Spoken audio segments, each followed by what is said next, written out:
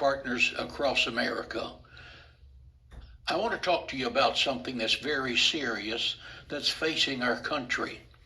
The question is Israel the aggressor? America has been swimming in a sewer of anti-Semitism flowing through the campuses of Harvard and Columbia, the University of Texas, and other universities. Who has poisoned this legion of young minds to attack the Jewish people who have made more positive contributions to America and the world than any other group of people? Without the Jewish contribution to Christianity, there would be no Christianity. The fact of history is that the Jewish people have given us the Bible, the torch of truth to a nation and a generation presently stumbling in darkness. The Jewish people have given us the patriarchs, Abraham, Isaac, and Jacob. The Jewish people have given us the first family of Christianity, Mary, Joseph, and Jesus. And without Jesus Christ, there would be no Christianity. Jesus said to the Samaritan woman, "Salvation is of the Jews." Think about that. What makes these young people sleep in tents and shout phrases of accusations toward the Jewish people that are founded in complete stupidity? One of those accusations is this, quote, that Israel is an apartheid state. That's absolutely wrong. It's an absolute denial of truth and history. Fact, there are nearly 2 million Arabs living in Israel where, as citizens, they have more political and economic right than when they were living in an Arab nation. They have the same rights as Jewish citizens. There has been an Arab mayor in an Israeli city. Arab generals have served in the IDF. And Arab legislators are in the Israeli parliament. Arabs hold prominent positions in many fields in Israel, including medicine, technology, and agriculture.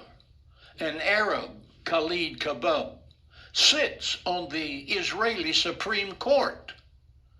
So let's have a look at how many Jews live in Arab nations in 1948. The year that the State of Israel was founded, there were 30,000 Jews in Syria. Now, there are less than 100.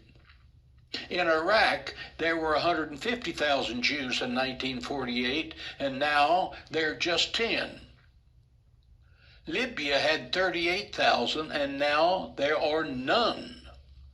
Algeria had 140,000 Jews, and now there are less than 30. The same goes for Iran, Saudi Arabia, and the rest of the Arab world. And Israel is being called an apartheid state?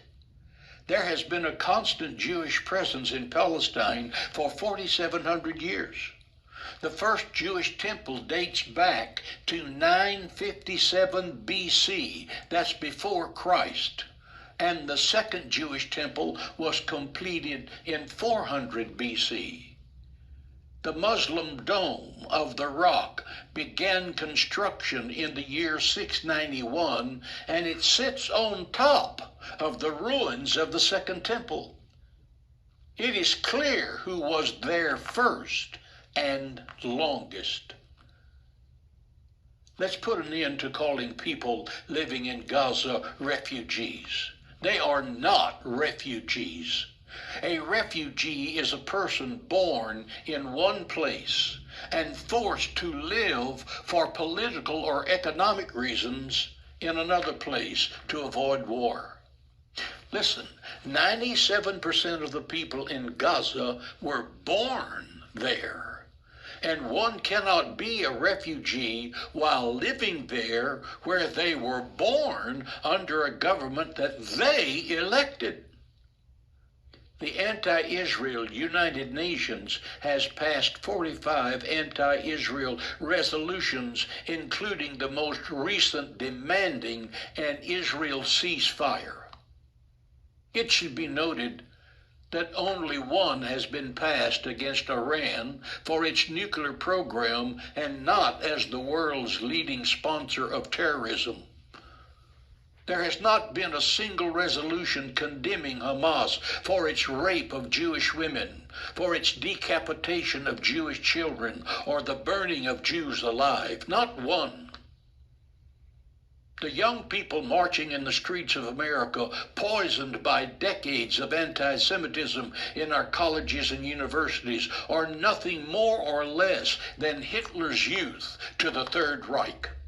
That's the truth, and nothing but the truth, so help me God. That's God's word for this week.